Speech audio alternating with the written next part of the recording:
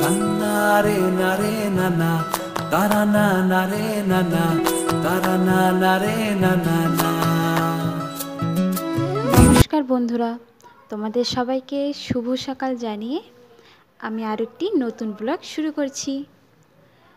তোমাদের সবাইকে দয়াবতী দিয়া বাংলা চ্যানেলে অনেক অনেক স্বাগত। তোমরা সবাই কেমন আছো? আশা করছি সবাই ভালো আছো এবং যে যেখানে রয়েছো সুস্থ আছো। তোমাদের ভালোবাসা এবং আশীর্বাদে আমরাও সুস্থ আছি এবং ভালো আছি। আজকে সোমবার সকাল থেকেই আমি একদম কাজ শুরু করে দিয়েছি। এখন বাজে 9:30 মতন হবে, এরকমই হয়তো। যাই হোক, আমি না প্রথমে ঘরের কাজ বা বিছানা গোছানো শুরু করে দিয়েছি। তারপর ভাবলাম অনেক দিন হলো জানালাটা আমি মুছছি না, এর কারণে ধুলো পড়ে গিয়েছে, তার জন্য জানালাটা মুছে নিলাম। আজকে আমার অনেক কাজ রয়েছে। আমি কালকে রাত থেকে ভেবেছিলাম যে কাজগুলো আমি কীভাবে একটা একটা করে গুছিয়ে গুছিয়ে করে নেব, কারণ কী কী কাজ থাকে সেটা তো আমাদের আগের থেকে একটা আন্দাজ হয়ে থাকে, তাই না? সকালে আমাকে এটা আগে করতে হবে, ওটা আগে করতে হবে, রান্না রয়েছে, জামা কাপড় ধোয়া রয়েছে, ঘর গোছানো রয়েছে, ঘর মোছা, অনেক কাজই বাকি রয়েছে। তোমাদের সাথে গল্প করতে করতে আমি সব কাজই আজকে শেষ করে নেব, তাড়াতাড়ি শেষ করার চেষ্টা করব। তার জন্য এদিকে আমি জামা কাপড়গুলো গুছিয়ে নিচ্ছি। তোমরা তো জানোই আমি এখানেই জামা কাপড় রাখি, তোমাদের বলেছিলাম। আর এখানে বালিশের কভার দেখতে পাচ্ছ, আগের দিন আমি লেপের কভারটা ধুয়ে দিতে চেয়েছিলাম, কিন্তু জায়গা হয়নি, তার জন্য ধুয়ে দেয়নি। আর এদিকে 2-3 দিন ধরে একদমই রোদ নেই আমাদের এখানে, একদম অন্ধকার হয়ে রয়েছে। তার জন্য ভাবলাম যদি আজকে রোদ ওঠে তাহলে আমি আজকে ঠিক ধুয়ে দেবো লেপের কভার, আর যা যা জামা কাপড় রয়েছে সব কিছু অবশ্যই ধুয়ে দেবো। কিন্তু বালিশের কভারটা আগে আমি ধুয়ে দিয়েছিলাম, সেটা আমি একটা ব্যাগের মধ্যে রেখে দেবো, কারণ বাইরে যদি রাখি তাহলে নোংরা হতে পারে, তার জন্য। সব কাজ শেষ করে ঘরটা এখন আমি ঝাড় দিয়ে পরিষ্কার করে নেব। আমার না এরপর আমি ঘরটা মুছে নেব, সেটা আর তোমাদের সাথে শেয়ার করা হবে না, না হলে ভিডিওটা অনেক বড় হয়ে যাবে। আর ভিডিওতে যতটা দেখাই কাজ কিন্তু আমার তার থেকে ডবল রয়েছে। প্রত্যেকেরই এরকম থাকে যে কাজ অনেক থাকে। সকাল থেকে যখন শুরু হয় দিনটা, বিশেষ করে সোমবারে কাজগুলো কেন জানি মনে হয় একটু বেশিই রয়েছে। এই যে দেখো, আমার কিন্তু ঘর গোছানো হয়ে গেছে, শুধু ঘরটা মোছা বাকি, তাহলে ঘরের সব কাজ আমার শেষ হয়ে গেছে। এখন আমি যাব একটু বাইরের দিকে। বাইরে আমার জামা কাপড় দেখলাম যে রোদ উঠে গেছে, আর আমি যে জামা কাপড়গুলো আগের দিন ধুয়ে দিয়েছিলাম ওগুলো ভিজাই রয়েছে, এখনও শুকায়নি। ভাবলাম যেহেতু রোদ উঠে গেছে, যেগুলো ভিজা রয়েছে সবগুলো আমি রোদ্রে দিয়ে নেব, তাহলে এগুলো শুকিয়ে যাবে। আর এগুলো তোলার পর যেগুলো আমি আজকে ধুয়ে দেব ওগুলো আমি দিতে পারবো।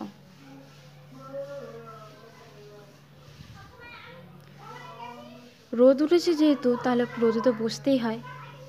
আর রোদে এমনি এমনি বসে কি করব, তার থেকে ভালো একটু কাজ করি রোদে বসে বসে। যে চিরুনিটা রয়েছে, চিরুনিটা একটু পরিষ্কার করে নেব, কারণ চিরুনি যদি সপ্তাহে একদিন অন্তত পরিষ্কার না করি তাহলে চিরুনির মধ্যে না অনেক ময়লা জমে থাকে। আর এখন তো শীতকাল, আমাদের প্রত্যেকেরই এরকম হয়ই, কারো কম কারো বেশি, যে খুশকি হয় যে চুলে বা চুলে।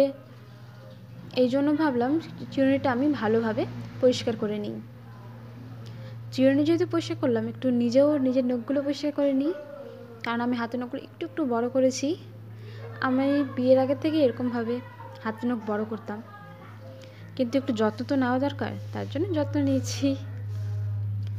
ওই কাজ টাজ করে তারপর স্নান করে চলে এলাম রান্নাঘরে রান্না করার জন্য। প্রথমে আমি ভাত বসিয়ে নেব। আর চাল আমি ধোয়ার পর জলটা না এই বালতিটার মধ্যে ফেলি, কারণ এই বারবার চাল ধুবো বা যে জল হবে তা ফেলার জন্য বারবার বাইরে যেতে ভালো লাগে না। এই জন্য বালতিটা আমি ঘরে রেখে দিয়েছি, যখনই দরকার হবে আমি এর মধ্যে জল ফেলবো আর ভর্তি হয়ে গেলে বাইরে ফেলে দিয়ে আসবো। কিন্তু বারবার ফেলতে গেলে তো অনেক ঝামেলা হয়ে যায় না, কারণ রান্না করতে গেলে আমাদের জলটা খুবই দরকার।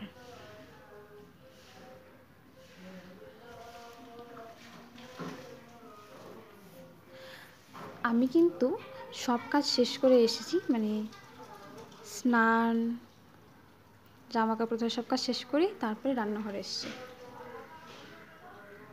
আমি না হাঁড়ির ওপর একটা গামলা বসিয়ে দিয়েছি, ওই গামলার মধ্যে আমি গরম জল দিয়েছি, জল বসিয়ে দিয়েছি। জলটা গরম হলে ওটা দিয়ে তরকারি বানাবো, তাহলে তরকারিটা খেতেও ভালো লাগবে। আজকে বানাবো আমি ফুলকপির তরকারি।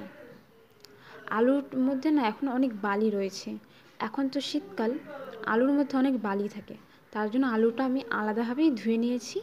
আর এখন আমি আলুটা কেটে নেব। আর আলু ফুলকপি আমি একটু ভাপিয়ে নেব, কারণ ওর মধ্যে অনেক সার থাকে তো, তার জন্য। আর একটু হলুদও দিয়ে দিয়েছি। শুধু ফুলকপির তরকারি একটা তো ভালো লাগে না খেতে, তাই ভাবলাম অন্য আরেকটা করা যাক। মানে কোনো তরকারি নয়, একটা বড়া বানাবো। আসলে এটা কিন্তু কোনো বেসন নয়, আমি আসলে আটা দিয়ে বানাচ্ছি, সত্যি যেটা সেটাই বলে দিলাম। ওর মধ্যে লবণ, হলুদ, একটু শুকনো লঙ্কা আর একটু জিরা ধনিয়া গুঁড়ো ওর মধ্যে দিয়ে দিলাম। এবার জল দিয়ে আমি একটু ভালোভাবে মিশিয়ে নেব।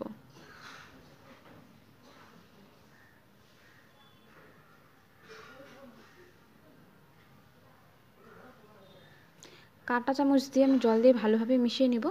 আর কিসের চপ বা বড়া বানাবো সেটা আমি তোমাদের দেখিয়ে দেব। ঠান্ডার দিনে না একটু চপ বা একটু বড়া খেতে কিন্তু সত্যিই ভালো লাগে। আমি আসলে বানাবো ধনেপাতার চপ। চলো তাহলে এটা মিশানো হোক, আর এদিকে আমি চলে যাই তরকারি বানাতে।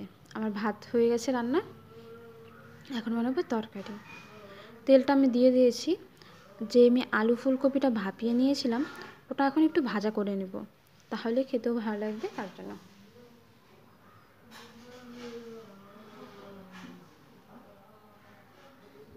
আলু ফুলকপিটা ভালোভাবে ভাজা করে নেওয়ার পর তারপরেই আমি রান্নাটা শুরু করব। আমি কিন্তু বেশি মশলা বা কোনো কিছু দেব না, একদম নর্মালভাবে রান্না করব, শুধুমাত্র ধনেপাতা দিয়েই। হলুদ আমি দিয়ে দিয়েছিলাম, কারণ ফুলকপি না এমনি রান্না করতে গেলে সাদা সাদা হয়ে থাকে যদি হলুদটা পরে দিই, তার জন্য আমি যখন একটু ভাপিয়ে নিয়েছিলাম তখন একটু হলুদ দিয়েছিলাম। আর এখানে একটু শুকনো লঙ্কা দিয়ে দিলাম, আর দিয়ে দিচ্ছি পেঁয়াজ।